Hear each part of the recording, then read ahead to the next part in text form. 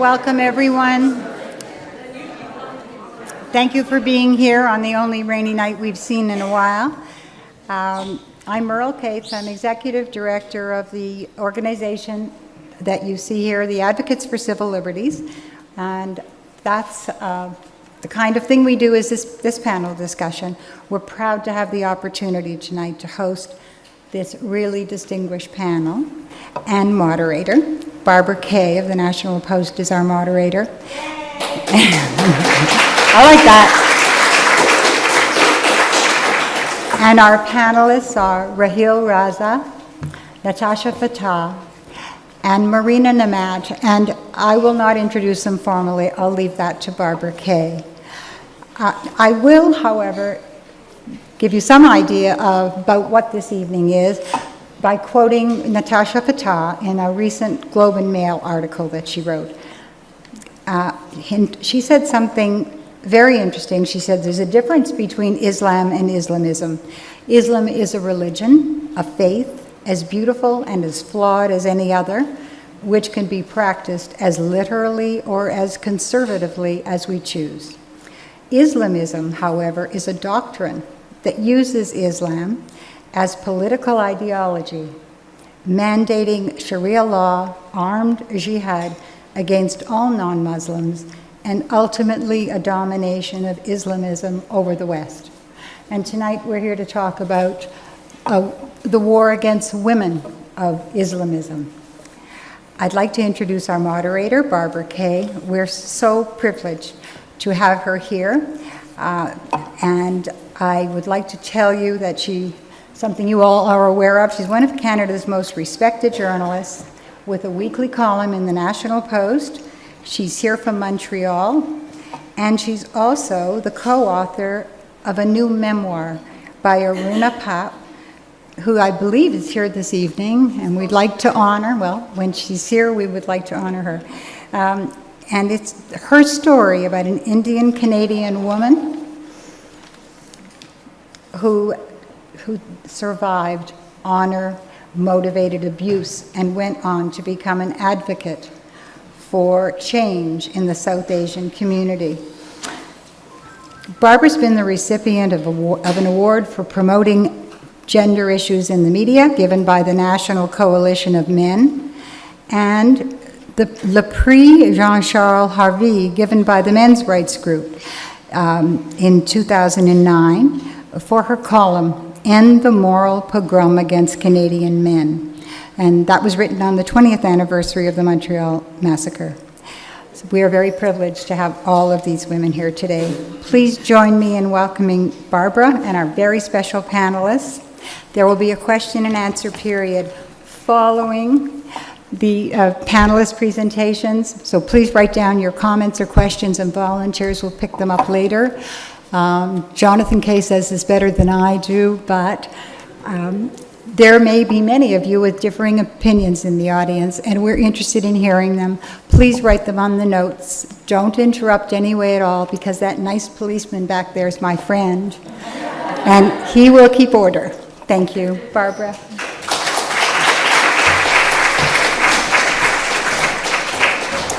Thanks, Meryl. Good evening, ladies and gentlemen. It's a pleasure and a great honor for me to be here on the same podium with these three courageous women. I'd like to congratulate Meryl and her organization, Advocates for Civil Liberties, for organizing this event, which gratifyingly sold out well before tonight. And that, I think, is an indication not only of the strong interest in this topic, but more than interest, I think, as well, an indication of pent-up frustration at the near absence in the public forum of forthright, candid discussion of issues that are of increasingly deep concern to Canadians, but which, for reasons of political correctness, are rarely given a proper airing. I just used the word courageous in describing our panelists, and I do mean this in the literal sense. I think courage is a word that is sometimes applied rather loosely here in this blessedly peaceful country. For example, Readers sometimes email me after I've written a column in which I've expressed a minority opinion on one or another of my niche topics, and sometimes they'll say, oh, that was a courageous position to take. And my usual response is, thanks for the compliment, but I do not consider myself courageous.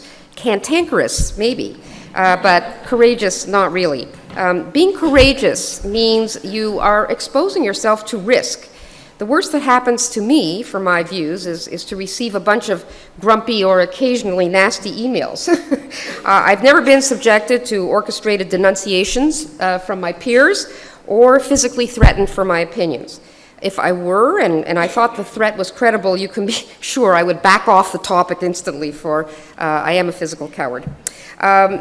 When I do, even in my own community, occasionally criticize certain elements or events, I do get vociferous feedback, but nobody ever tells me I have no right to say what I think or threatens me with harm. I am lucky that both dissent from mainstream thought and passionate argumentation have been central components of Jewish history since ancient times, so offending each other without fear of anything more than verbal retribution is our national sport. These three women, on the other hand, do merit the word courageous. They have either suffered physically for their refusal to submit to injustice or been exposed to credible threat for challenging entrenched cultural codes that oppress women. They are routinely denounced by people who are less interested in the truth of what they are saying than in the fact that they feel shamed by it.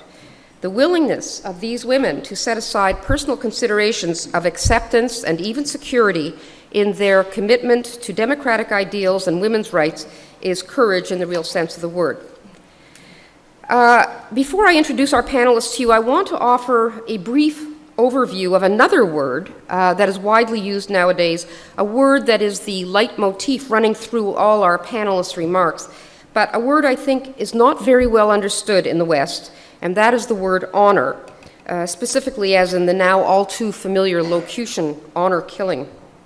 Every time I write about honor killings of girls or women in which the father or brother who killed them claimed, sometimes with pride, to be redressing family honor, I am sure to get one or two readers responding, oh, I wish you wouldn't use that word honor. We should call them crimes of dishonor, because that is what they are. These people mean well. They do not want a word that they associate with high-mindedness, public service, and devotion to duty associated with violence and criminality. But they are confusing honor with morality. Westerners often fail to grasp the distinction because in the West, honor has been drawn into the force field of morality, which is in itself a rather fuzzy word today.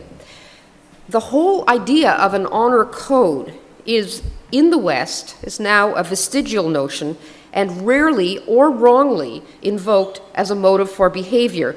You may recall some years ago, Stéphane Dion once remarked that we should leave Afghanistan with honor. But at the time he made that remark, it would have been extremely dishonorable to leave. It would have been in our interest, perhaps, in terms of lower mortality militarily, but honor is the one thing that we would not have had in leaving at that time. But the word has not quite disappeared from our vocabulary, and honor codes do persist in groups that operate at the margins of civilized society, where the group's security is contingent on every individual member's willingness to submerge his individuality in a larger collective cause. So it is important to remember that honor and morality are not the same motivation for behavior. Sometimes honor is consistent with morality, and sometimes it isn't.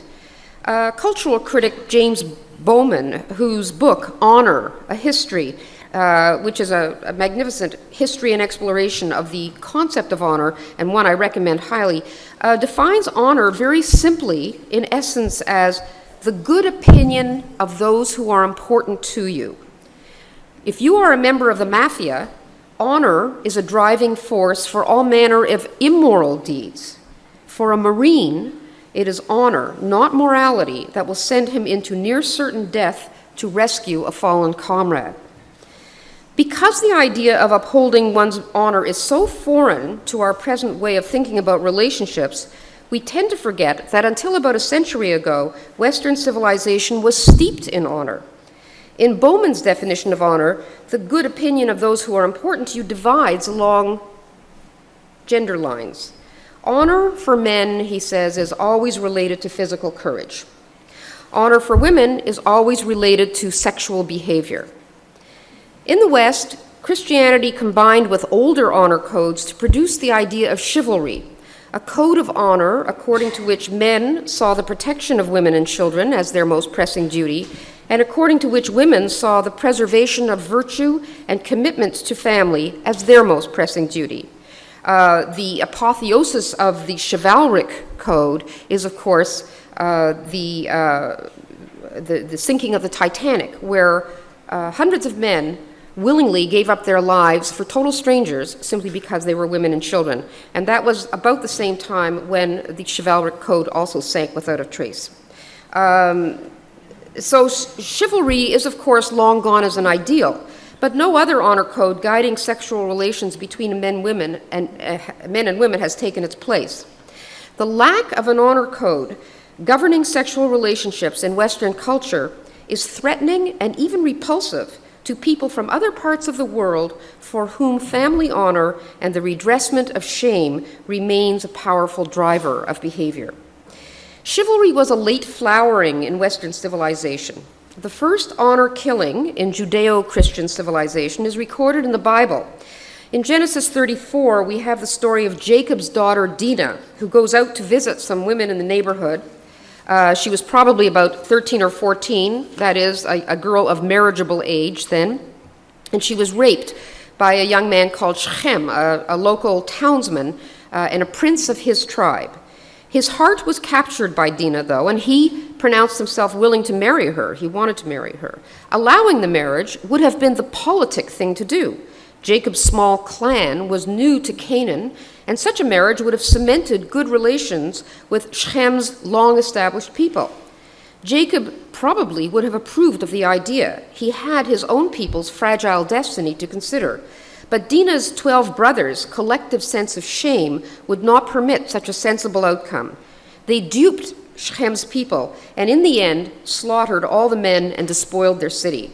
A terrible crime in the name of honor, and committed by the very men whose offspring would bring the idea of universal justice and morality to the world.